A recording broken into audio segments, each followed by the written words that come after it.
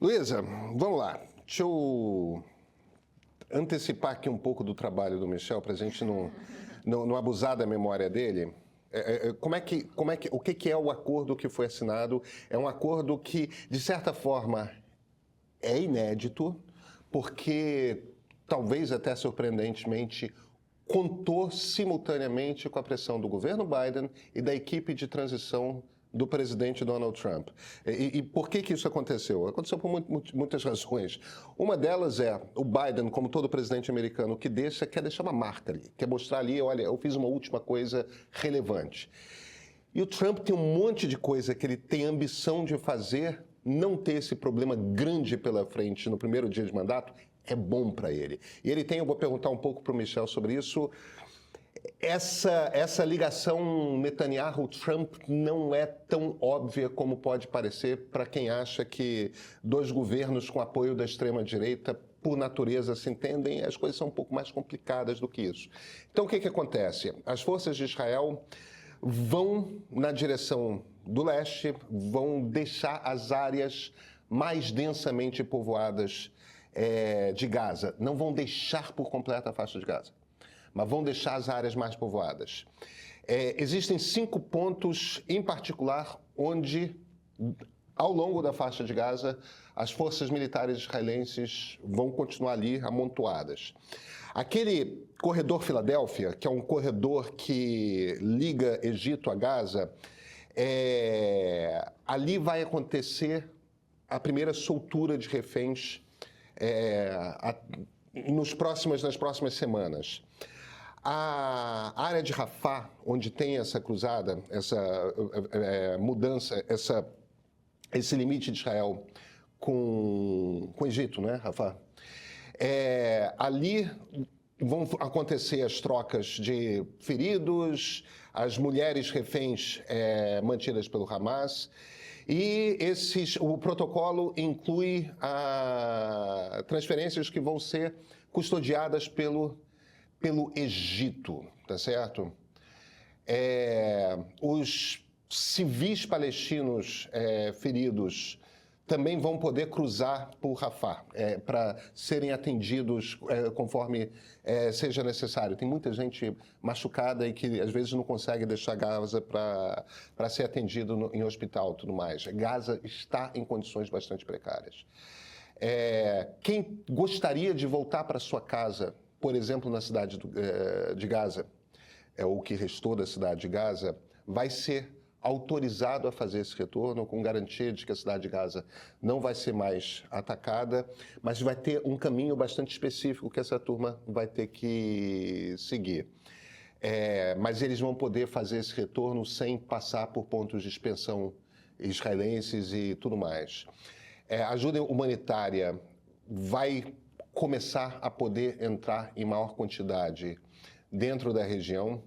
E aí tem, evidentemente, esse processo. O Hamas vai soltar 33 dos reféns que estão ainda presos com eles. Israel vai soltar algumas centenas de pessoas. O número exato são 110 prisioneiros palestinos. E tem algum debate a respeito de quem são essas pessoas, se Israel estabelece, se o Hamas pode determinar. Tem alguns pontos soltos nesse acordo. E o fato de que tem pontos soltos é porque o acordo foi firmado com alguma pressa e com muita pressão, tanto do governo americano que entra, quanto do governo americano que deixa. O resumo é mais ou menos esse, né, Michel? O resumo é mais ou menos esse. E aí? O que está pegando? O governo Netanyahu já está assinando que o Hamas está fazendo exigências demais e que o acordo que deveria entrar em operação no domingo talvez não esteja certo assim. Como é que você lê esse momento inicial pós-acordo firmado? Eu queria um pouco pensar esse acordo a partir de 2 figuras, que são figuras trágicas e que são muito importantes para entender o que está acontecendo. A primeira figura é Netanyahu, uma figura trágica. Eu já vou falar por que eu acho que ele é trágico, uma figura que vai ser lida na história como alguém que foi responsável durante grande parte da sua carreira política como o senhor segurança e vai terminar a sua carreira política com o 7 de outubro na memória coletiva. Então, eu acho que, deixa eu só, talvez não seja óbvio o que você está falando para o nosso público, a maior mortandade de civis israelenses é o 7 de outubro. A maior tragédia de segurança interna da história de Israel é o 7 de outubro. Netanyahu ser o primeiro-ministro que deixou acontecer o pior ataque desde o Holocausto a civis israelenses é uma mancha feia no currículo de qualquer governante israelense. É disso que você está falando. É disso que eu estou falando. Quem vem antes de Netanyahu como uma segunda maior tragédia é Yom Kippur. E a figura de Yom Kippur é Golda Meir, que é uma referência importante E ela ganhou a guerra. E ela ganhou a guerra do Partido Trabalhista. Tem Levi Skol, também uma outra figura trágica. A primeira figura responsável por uma tragédia de civis mortos em Israel, da direita israelense, é Netanyahu. Né? E eu argumentaria ainda que o Yom Kippur é exército contra exército. Claro. Eu estou dizendo em termos de número de mortos. Em Yom Kippur morreu menos gente, apesar de ser exército contra exército, do que em 7 de outubro. Em Yom Kippur você tinha exército invadindo de norte. Só que você não tem. Aqui você tem. Quem ataca Israel é uma força considerada, em última instância, aliada dos planos de Netanyahu. O Hamas não é uma força mal vista por Netanyahu até 7 de outubro. Ou seja, Netanyahu prefere, até hoje, a gente vai falar sobre isso daqui a pouco, Hamas, Autoridade Nacional Palestina. A aposta que Netanyahu fez, se você quiser saber, a aposta que Sharon fez, que Netanyahu continua, é de manutenção de Gaza sob domínio do Hamas. Ou seja, todas as apostas que ele fez, questão de segurança, questão de aliança, questão de vínculo, tudo deu errado. Então, assim, essa é a primeira figura, que é uma figura muito importante da gente entender. Quão claro isso é para a população israelense, para a sociedade israelense, que o Netanyahu fez essas apostas todas? Para mim é claríssimo o que você está escrevendo. Extrema-direita, a gente estava conversando sobre isso, né? A extrema-direita em Israel, ela tem 3 grupos que estão se articulando ali. O primeiro grupo é o grupo de uma extrema-direita com vínculos raciais, inclusive, que está no governo, que é o Ben-Gvir. O segundo é um grupo de extrema-direita vinculado ao sionismo religioso, que é o grupo do Smotrich. E o terceiro grupo é o grupo do Netanyahu, que tem uma espécie de casta, uma espécie... E, sim, eu considero o Netanyahu, a partir desse último governo, uma figura de extrema-direita. Não é mais alguém aliado da extrema-direita. Tem uma gramática de extrema-direita funcionando. Tem uma dimensão conspiracionista funcionando. Ou seja, Netanyahu é uma figura de extrema-direita. E aqui você tem seguidores de Netanyahu a partir de tudo que ele faz. Agora teve uma coisa no canal 14, é o canal do Netanyahu, o canal que ele banca como canal de propaganda, dizendo: eu discordo profundamente do acordo de paz. Eu discordo profundamente do acordo de paz. Mas eu considero que Netanyahu tendo feito isso, eu apoio. Ou seja, tem uma coisa quase automática ali. Esses 3 grupos são a extrema-direita israelense são basicamente 30% da população de Israel. Né? Tem outros grupos, que são 70% da população de Israel, que são grupos de centro, centro-direita, centro-esquerda e esquerda. Nesses grupos, você tem essa percepção mais ou menos clara. Né? A esquerda já discute isso há muito tempo. A esquerda discute isso desde 2005. De que, na verdade, a aliança estratégica entre a extrema-direita e a direita israelense e o Hamas está clara. Né? A coisa da valsa da morte entre o Hamas e o governo Netanyahu. Aos poucos, essa percepção está se alargando. Né? Esse acordo, por exemplo, não sei se você percebeu na leitura que você acabou de fazer aí, a discussão estratégica sobre quem vai estar em Gaza depois da implementação dos acordos não foi feita. E ela não foi feita porque ela foi feita. Ela não foi feita porque quem estava fica. Netanyahu prefere apostar no caos que vai colocar de novo o Hamas. O Hamas já está reaparecendo, né, na estrutura, já está reaparecendo, já desde ontem as figuras já estão circulando pelo campo, etc. Ou seja, vai ser o Hamas. Porque em nenhum momento Netanyahu aceita discutir a Autoridade Nacional Palestina dentro de Gaza. Na verdade, desde o início, isso não foi um debate. O debate não foi o Estado palestino. Está ficando cada vez mais claro, entende, Pedro? É claro que as pessoas vinculadas à extrema-direita, com perspectivas racistas, conspiracionistas, não veem isso. Embora o discurso dele mesmo também seja de que ele quer aniquilar o Hamas, né? Pois é, mas a gente tem que entender que esse é um discurso ao mesmo tempo, ele está discutindo, está debatendo com quem? Está debatendo o acordo de cessar-fogo com o próprio Hamas. Né? Então, alguém que ele quer aniquilar, tem contradições, né? Mas em nenhum momento ele fala da Autoridade Nacional Palestina. Inclusive, ele diz que a Autoridade Nacional Palestina é pior do que o Hamas. Né?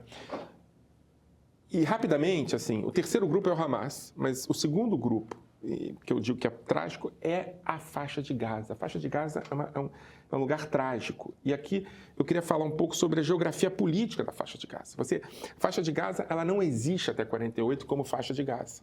A faixa de Gaza, ela existe como um lugar que pertence ao território palestino. Tem população, sim, judaica, historicamente, morando na faixa de Gaza, e tem uma grande população cristã e muçulmana, mas isso que você acabou de falar, né, o corredor Filadélfia, Kesufim no meio e na ponta Netzarim, são perspectivas que vêm com a colonização em 67. Na verdade, vem em 48, a faixa de Gaza. Em 67, com a colonização, você começa a dividir a faixa de Gaza a partir de uma noção do colonizador. Colonização, você está dizendo, é a política de assentamentos judaicos dentro da faixa de Gaza. Você percebe que é Kesufim, Netzarim, ou seja, nomes de assentamentos, e Filadélfia, que é a fronteira com o Egito. A faixa de Gaza destruída é a faixa de Gaza do colonizador. A faixa de Gaza destruída é a faixa de Gaza a partir da colonização. E a noção de acordo de cessar-fogo também está baseada na gramática de colonização. Né? Ao norte, Netzarim, você começa a ter o recuo dos soldados que vão ficar em Netzarim para receber os feridos. Ao sul, Filadélfia, também o recuo, os soldados vão ficar lá para receber os feridos e fazer... Tem uma noção colonizadora, uma noção de colonialismo aí, que o debate sobre Gaza é importante ser discutido. Né?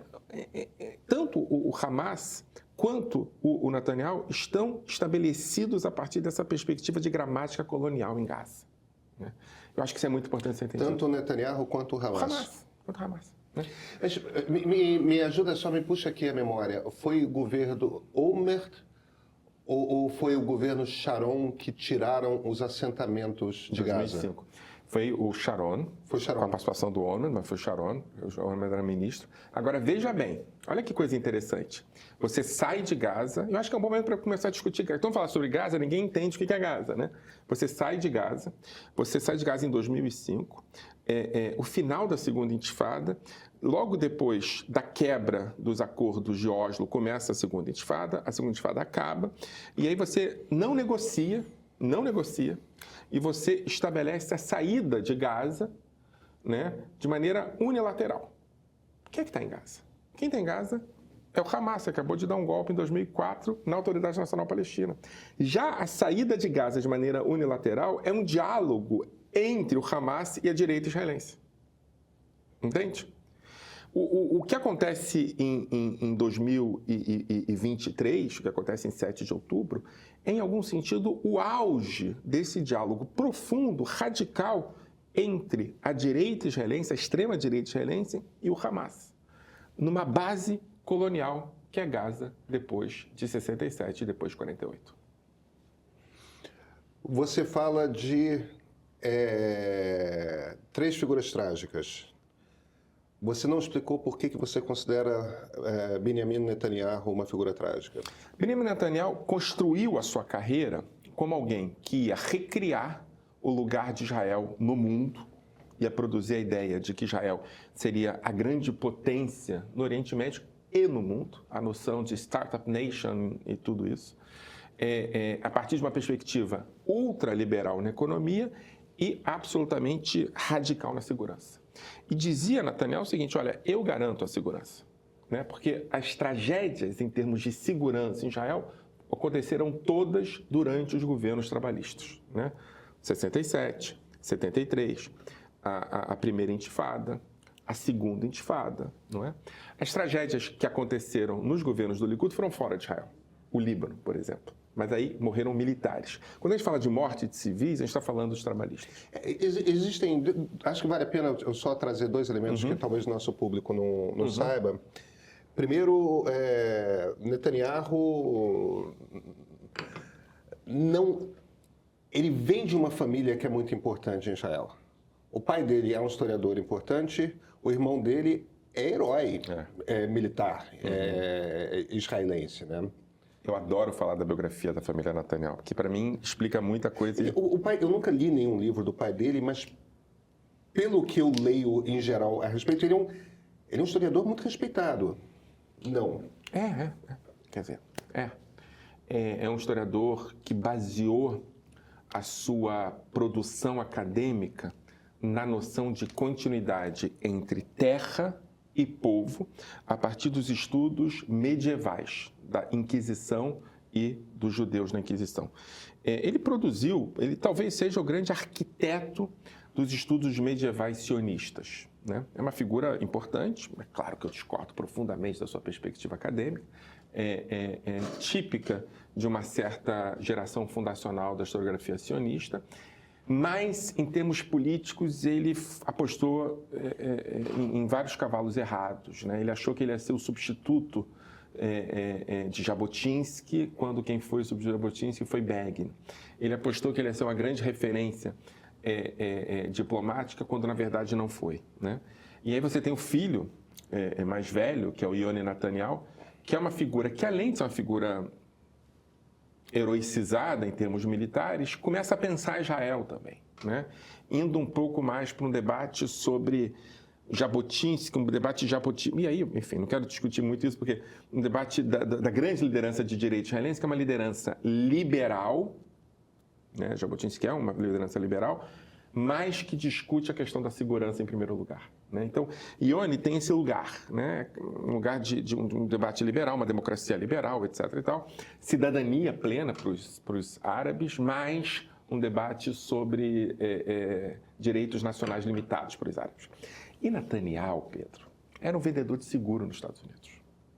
Está fazendo carreira de business nos Estados Unidos, né?